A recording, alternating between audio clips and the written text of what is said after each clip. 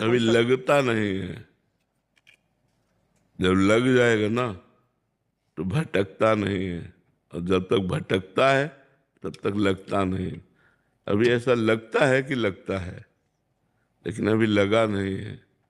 जब लग जाएगा ना तो हटाओगे तो नहीं हटेगा। अभ्यास योग युक्तेन चेतसा नान्यगामिना पुरुषम शाश्वतम दिव्यम। दिव्यम शाश्वतम पुरुषम, जो दिव्य परम पुरुष परमात्मा है उसका प्राप्ति केवल चिंतन मात्र से। बार बार संसार में जाते हुए मन को हटाकर भगवान में लगाओ, अभ्यास करो। ये ऐसे थोड़ी लग जाएगा भक्ति में, और जब लग जाता है तब हटता नहीं है। अभी लगा नहीं है ना, तो इसलिए भटकता है। विषयों में सुख बुद्धि है, संसार में प्रियता है, इसलिए संसार और विषयों की तरफ जाता है। और जब लग जाएगा तब नहीं हटेगा। फिर आप हटाएंगे ना कि यार चलो बात कर लेते हैं, नहीं करना हमें बात, नहीं, राधा राधा राधा। वो अपने आप जब लग जाएगा तब हटेगा नहीं। तो अभ्यास करो, ऐसा अभ्यास करो। हाँ, कभी भगवान की लीला कथा सुनो, कभी भगवान की लीला कथा पढ़ो, कभी नाम कीर्तन करो, कभी नाम जप करो, कभी संतों का सत्संग सुनो।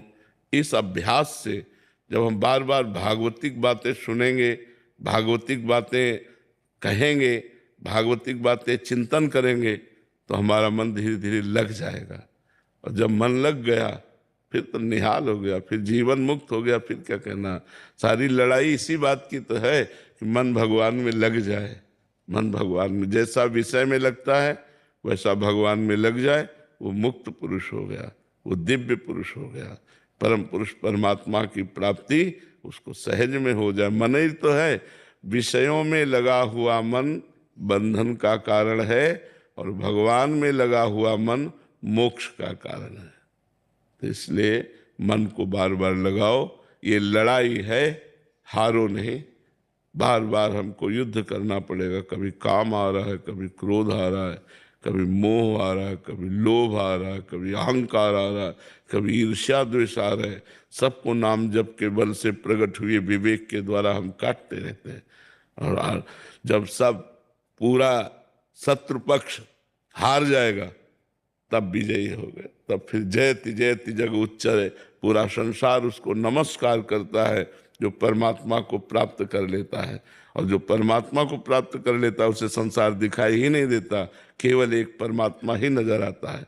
परमात्मा प्राप्ति जिसको हो गई उसे एक ही राम सब जगह रमा हुआ नजर आता है, एक ही परमात्मा सब जगह विराजमान नजर आता है। तो उसको प्रणाम नमस्कार से मतलब नहीं रहता, लेकिन पूरा संसार उसे नमस्कार, जयति जयति जग उच्चरे, जय हो सारा संसार उच्चारण करता है, जिसे भगवत प्राप्ति हो जाती है।